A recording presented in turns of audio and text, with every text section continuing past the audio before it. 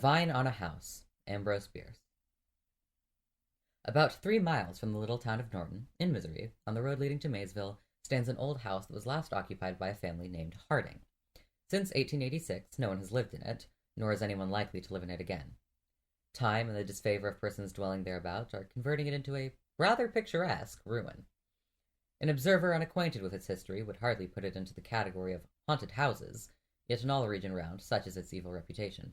Its windows are without glass, its doorways without doors. There are wide breaches in the shingle roof, and for lack of paint, the weatherboarding is a dun gray. But these unfailing signs of the supernatural are partly concealed and greatly softened by the abundant foliage of a large vine overrunning the entire structure. This vine, of a species which no botanist has ever been able to name, has an important part in the story of the house. The Harding family consisted of Robert Harding, his wife Matilda, Miss Julia Went, who was her sister, and 2 young children. Robert Harding was a silent, cold-mannered man who made no friends in the neighborhood, and apparently cared to make none. He was about 40 years old, frugal and industrious, and made a living from the little farm which is now overgrown with brush and brambles. He and his sister-in-law were rather tabooed by their neighbors, who seemed to think that they were seen too frequently together. Not entirely their fault, for at these times they evidently did not challenge observation. The moral code of rural Missouri is stern and exacting. Mrs. Harding was a gentle, sad-eyed woman, lacking a left foot. At some time in 1884, it became known that she had gone to visit her mother in Iowa. That was what her husband said in reply to inquiries, and his manner of saying it did not encourage further questioning.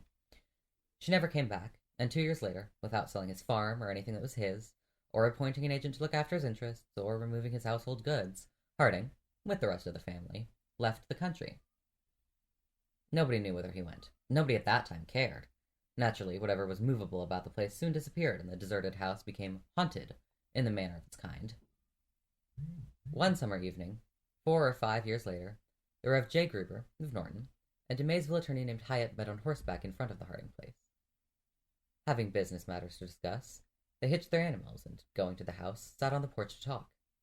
Some humorous reference to the somber reputation of the place was made and forgotten as soon as uttered, and they talked of their business affairs until it grew almost dark. The evening was oppressively warm, the air stagnant. Presently, both men started from their seats in surprise. A long vine that covered half the front of the house and dangled its branches from the edge of the porch above them was visibly and audibly agitated, shaking violently in every stem and leaf. "We shall have a storm," Hyatt exclaimed. Gruber said nothing, but silently directed the other's attention to the foliage of adjacent trees, which showed no movement. Even the delicate tips of the boughs silhouetted against the clear sky were motionless. They hastily passed down the steps to what had been a lawn, and looked upward at the vine, whose entire length was now visible. It continued in violent agitation, yet they could discern no disturbing cause. "Let us leave," said the minister. And leave they did. Forgetting that they had been traveling in opposite directions, they rode away together.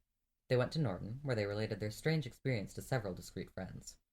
The next evening, at about the same hour, accompanied by 2 others whose names are not recalled, they were again on the porch of the Harding house, and again the mysterious phenomenon occurred. The vine was violently agitated while under the closest scrutiny from root to tip, nor did their combined strength, applied to the trunk, serve to still it.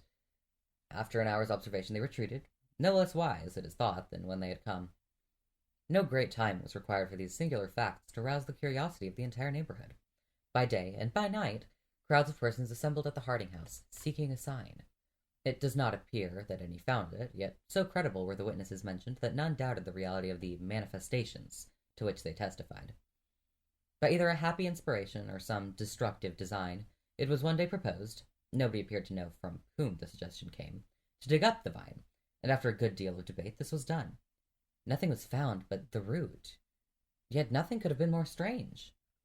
For 5 or 6 feet from the trunk, which had been at the surface of the ground, a diameter of several inches, it ran downward, single and straight, into a loose, friable earth. Then it divided into rootlets, fibers, and filaments, most curiously interwoven. When carefully freed from soil, they showed a singular formation. In their ramifications and doublings back upon themselves, they made a compact network, having in size and shape an amazing resemblance to the human figure. Head, trunk, and limbs were there, even the fingers and toes were distinctly defined, and many professed to see in the distribution and arrangement of the fibers in the globular mass representing the head a grotesque suggestion of a face. The figure was horizontal, the smaller roots had begun to unite at the breast. In point of resemblance to the human form, this image was imperfect. At about 10 inches from one of the knees, the cilia forming that leg had abruptly doubled backward and inward upon their corrosive growth. The figure lacked the left foot. There was but one inference, the obvious one, but in the ensuing excitement, as many courses of action were proposed as there were incapable counselors. The matter was settled by the sheriff of the county, who, as the lawful custodian of the abandoned estate, ordered the root replaced and the excavation filled with the earth that had been removed. Later inquiry brought out only one fact of relevancy and significance. Mrs. Harding had never visited her relatives in Iowa, nor did they know that she was supposed to have done so. Of Robert Harding and the rest of his family, nothing is known. The house retains its evil reputation, but the replanted vine is as orderly and well-behaved a vegetable as a nervous person could wish to sit under of a pleasant night, when the katydids grate out their immemorial revelation and the distant whippoorwill signifies his notion of what ought to be done about it.